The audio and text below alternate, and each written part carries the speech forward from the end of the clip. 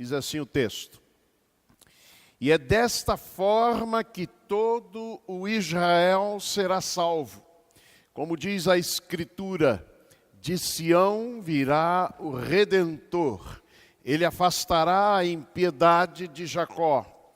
E esta será a minha aliança com eles, quando eu tirar os seus pecados.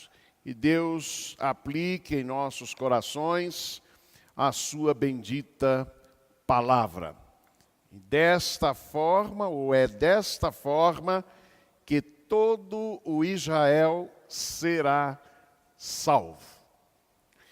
Meus amados irmãos, a carta aos Romanos apresenta-nos ou reproduz uma declaração de amor de Deus por Israel. Está em Romanos capítulo 9, versículo 13, se referindo a Jacó, uma outra expressão que aqui então se refere ao povo de Israel. Como está escrito, diz o texto, como está escrito: amei Jacó. Amei Jacó. E o contexto de Romanos capítulo 9, nós sabemos, 9, 10 e 11, é exatamente a história de Deus e da salvação de Deus com referência a este povo. O texto que diz: todo o Israel será salvo, é, na minha compreensão, um complemento, uma outra forma de afirmação desta mesma declaração de amor. Olhem e notem, meus amados irmãos, como foi o caminhar de Deus com este povo. Deus preferiu Jacó para, a partir dele, constituir o povo peculiar, ao qual Deus queria manifestar toda a sua graça, as suas bênçãos, e através do qual Deus abençoaria todas as famílias da terra. É muito comum que esqueçamos esta segunda parte da bênção que está lá em Gênesis capítulo 12. Abençoarei os que te abençoarem, amaldiçoarei os que te amaldiçoarem. Mas o texto diz: e tu sê uma bênção, e em ti serão benditas todas as famílias da terra. Então a eleição deste povo de Israel, meus amados irmãos, foi a partir desta escolha por amor.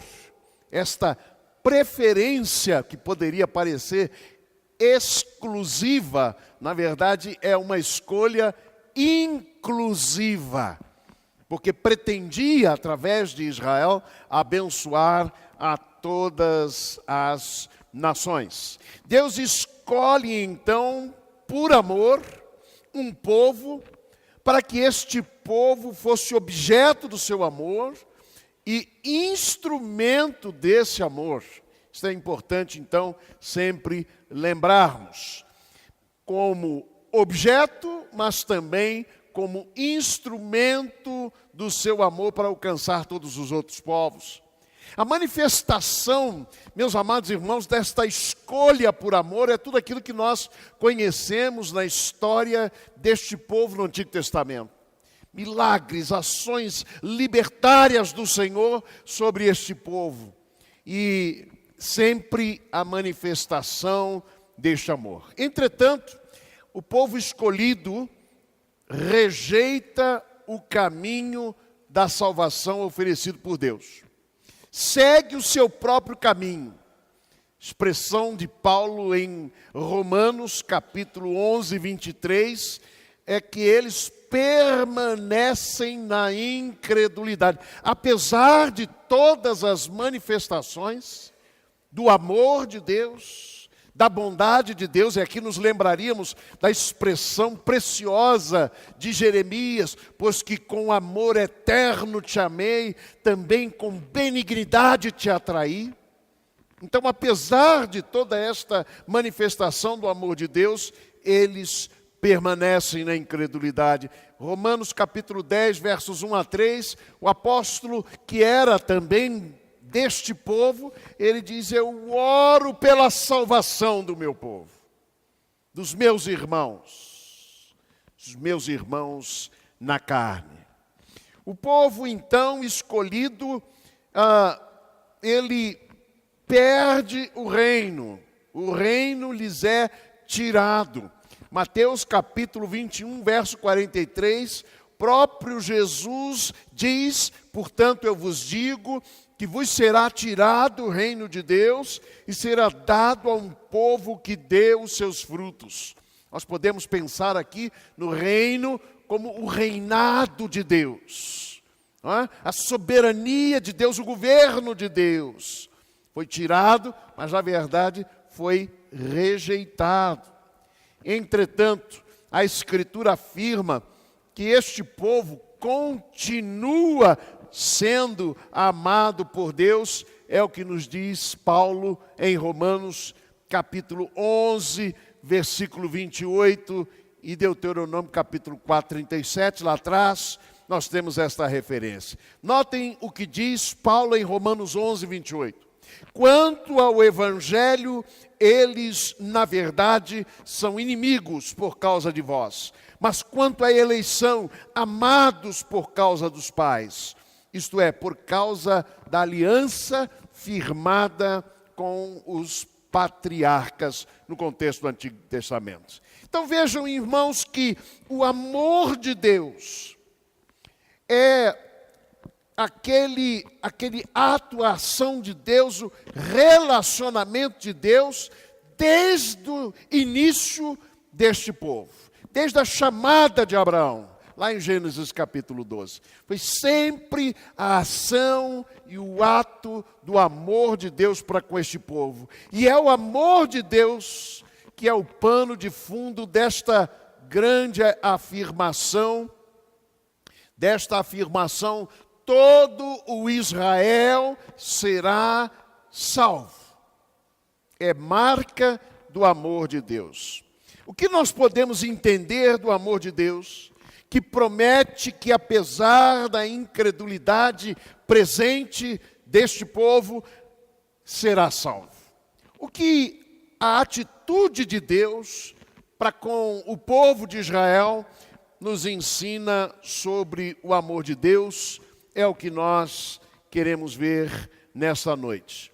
E a primeira verdade que aprendo com a história deste, vamos dizer, deste amor de Deus por Israel, é esta: o amor de Deus é incondicional.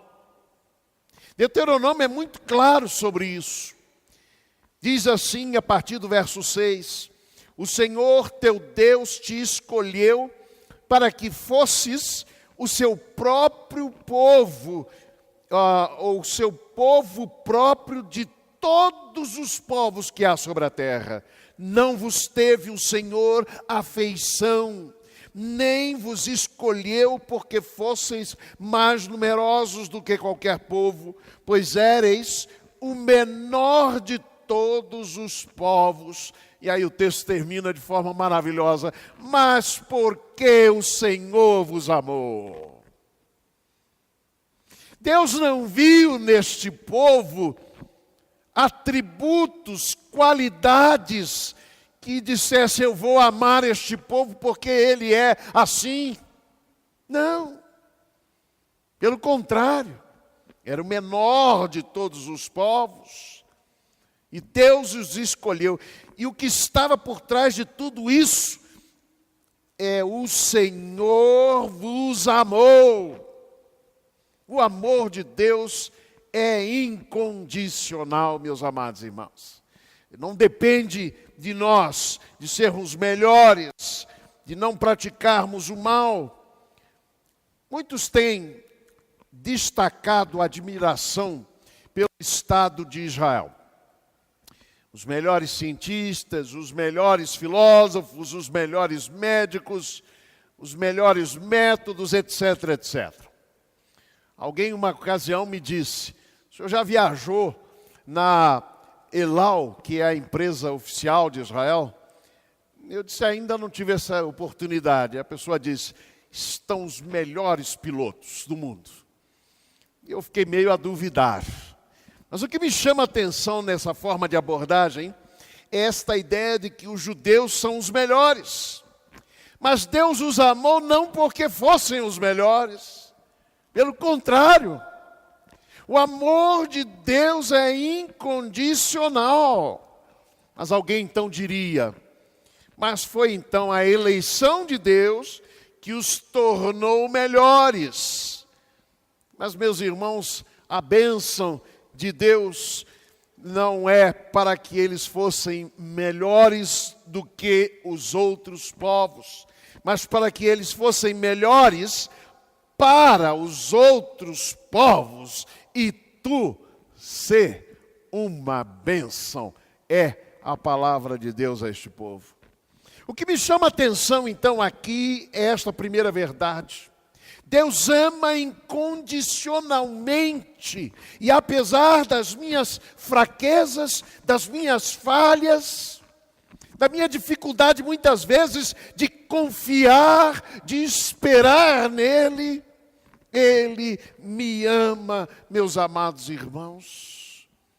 Mas Ele me ama incondicionalmente, apesar das minhas fraquezas e falhas, não para ignorá-las, mas para curá-las, para me abençoar, para que eu então possa ser transformado por este amor incondicional.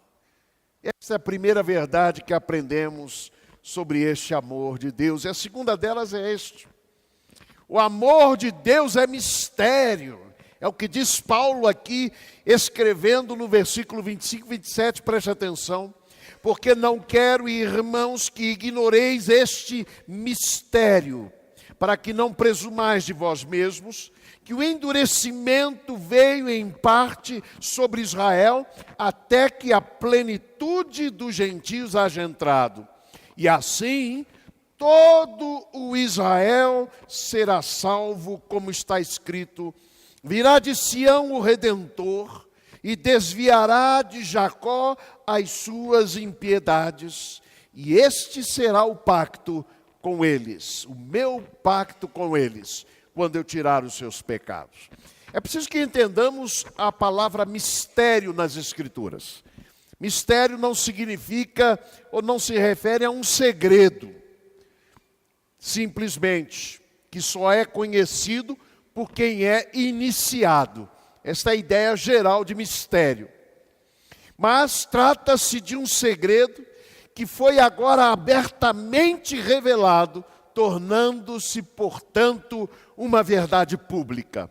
Quando Paulo então diz um mistério, ele está falando de algo sobre o qual ele agora vai explanar, tornando claro algo que ainda não estava tão claro. Quando Paulo então escreve: todo Israel será salvo, ele está se referindo a esse mistério. O que isso quer dizer, irmãos? O que aprendemos com esta afirmação?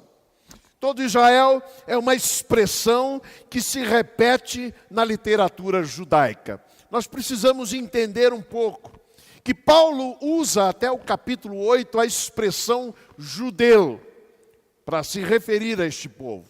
Mas a partir do capítulo 9, nos capítulos 9, 10 e 11, de repente Paulo muda a expressão e ele passa a falar de Israel. Por que isso, irmãos?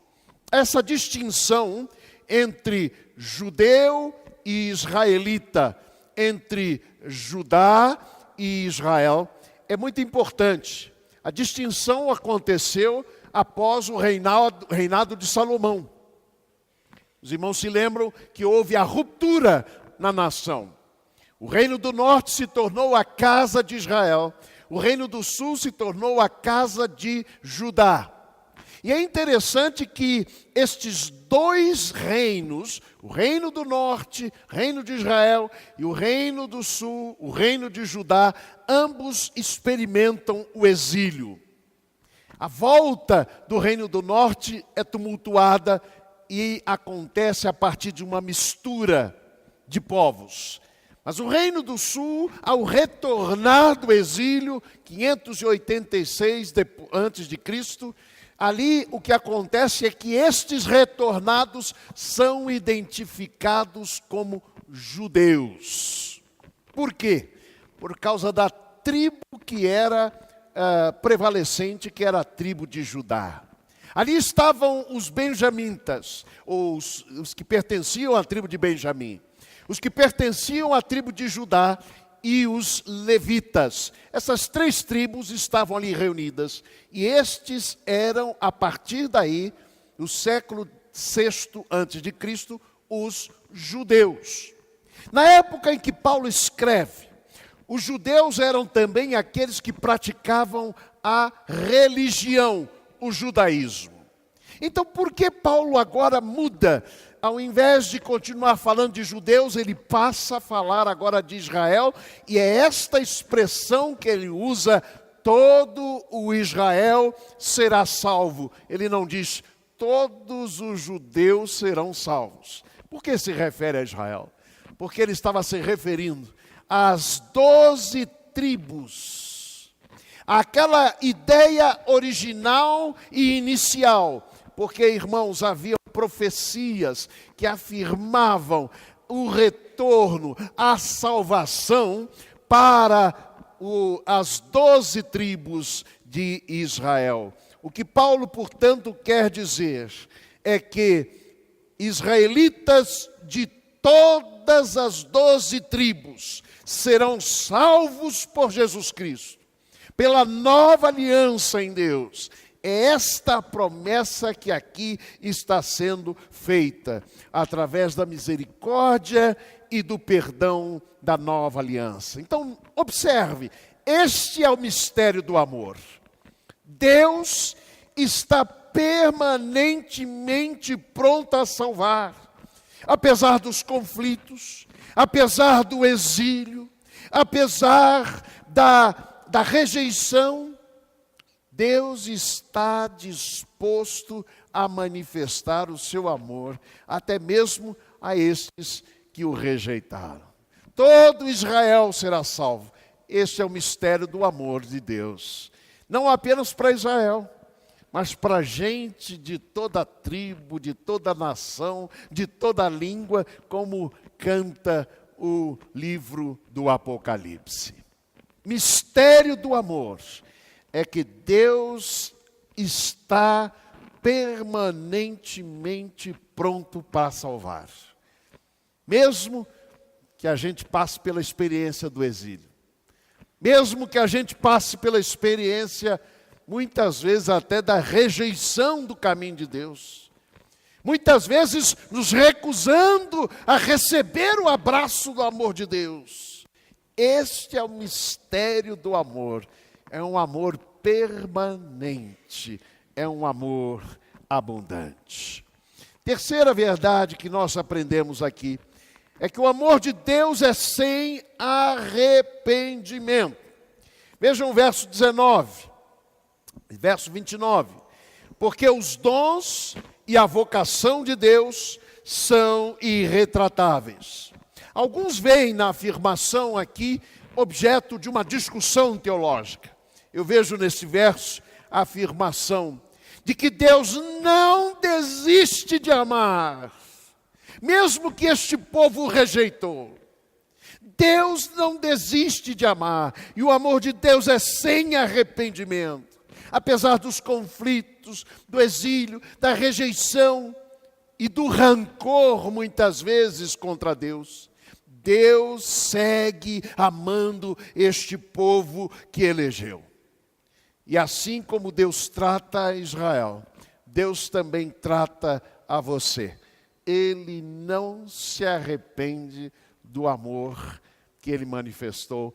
O clímax do amor, na cruz do Calvário, foi a demonstração maior deste amor que não tem arrependimento. É um amor irretratável. É um dom irretratável. Dom quer dizer presente da parte de Deus. Quarto e último lugar, o amor de Deus espera por uma resposta. Nós podemos então aprender por esse texto e pela experiência ou caminhar do amor de Deus com Israel, que o amor é incondicional, que este amor de Deus é este mistério, que apesar da rejeição, que apesar do exílio, das experiências dolorosas do exílio, Deus segue amando. Nós aprendemos que este amor é sem arrependimento, mas este amor espera por uma resposta. Vejam o que diz Romanos 11, 23. E ainda eles, se não permanecerem na incredulidade, serão enxertados. O apóstolo aqui usa a ideia de um enxerto, da agricultura, do enxerto de galhos numa árvore. E o que ele quer dizer? É que ele fala dos galhos que foram arrancados, mas que podem ser enxertados. E o que ele diz é isso: se não permanecerem na incredulidade, serão enxertados. Meus amados irmãos, o que nós aprendemos aqui é com esta verdade profunda de que Israel, apesar daquela situação, ou da situação presente, de rejeição, eles podem ainda ser abraçados por este amor. A pergunta que vem a todos nós, novamente à luz daquela expressão, todo Israel será salvo, é: como Israel será salvo? Ou como todo Israel será salvo? Alguns dizem que aqui nós temos uma perspectiva da dupla aliança. Aliança de Deus com Israel, que seria diferenciada da aliança de Deus com todos os outros povos. Mas nós cremos que aqui se fala sobre a única aliança, a nova aliança em Jesus Cristo. É assim que todo Israel será salvo. O texto deixa isso muito claro. E é desta forma que todo Israel será salvo, como diz a Escritura: de Sião virá o Redentor, ele afastará as impiedades de Israel, e esta será a minha aliança com eles, quando eu tirar os seus pecados. Notem que a expressão de Sião virá o Redentor. Sião se refere ao Monte Sião, onde ali estava o templo. Isso quer dizer que a referência é que de Deus vem a redenção. Meus amados irmãos, Paul Tillich, escrevendo acerca da história das religiões, ele diz: a história das religiões é a história das tentativas do homem de autossalvação e o consequente fracasso de todas essas tentativas de autossalvação. Não há autossalvação, senão salvação do alto. Salvação que vem de Deus. Por isso o texto diz: de Sião virá o Redentor. É de Deus a salvação, é pela graça a salvação. Não há outro caminho. É de Deus que vem o resgate. Charlotte Eliot nasceu em 1789. E esta mulher, desde cedo, escrevia poesias humorísticas. Mas em 1821, ela, aos 32 anos de idade apenas, foi tomada de uma enfermidade muito séria, que a deixou inválida para o resto dos seus dias. No início ela foi muito rebelde para com Deus, Em certo dia ela se queixou dizendo isso: se Deus me amasse, não teria me tratado desta maneira. E em 1822 ela se encontrou com o famoso evangelista na época, Malan, com quem falou das suas frustrações e sentimentos. E depois de muito conversar, ela disse: que devo fazer? E ele disse: deve se entregar a Cristo tal como está. E ela disse: será que Deus me recebe tal como eu estou? E ela pensava na sua rebeldia, nos seus temores, nos seus rancores contra Deus. E Malan disse: sim, tal como está.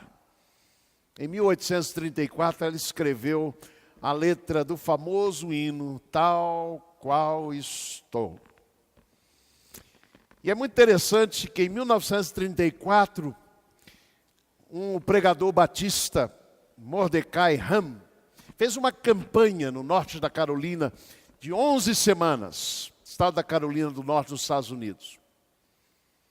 E naquela noite, quando ele fez o apelo, e enquanto o coro cantava, Tal qual estou, eis-me, Senhor, um jovem foi à frente e entregou a sua vida a Jesus. Ele que rejeitava Deus e religião, não queria saber.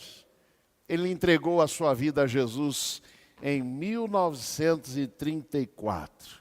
O jovem Billy Graham. Não é à toa que em todas as suas campanhas, o hino que sempre se cantava era este: tal qual estou, eis-me, Senhor, pois o teu sangue remidor verteste pelo pecador, ó Salvador, me achego a ti. Tal qual estou, sem esperar que possa a vida melhorar, em ti só quero confiar, ó Salvador, me achego a ti. Tal qual estou e sem poder, as faltas podes preencher, e tudo quanto me é mistério, ó Salvador, me achego a ti. Tal qual estou, me aceitarás, e tu minha alma limparás, com teu amor me cobrirás, ó Salvador, me achego a ti. Essa letra foi escrita por alguém que viveu essa experiência dolorosa, mas que aprendeu em meio à dor que o amor de Deus é incondicional, que o amor de Deus jamais falha. Deus nunca desiste de nós. Deus nunca desiste de você. Por isso, nunca desista de Deus. Que Ele nos abençoe.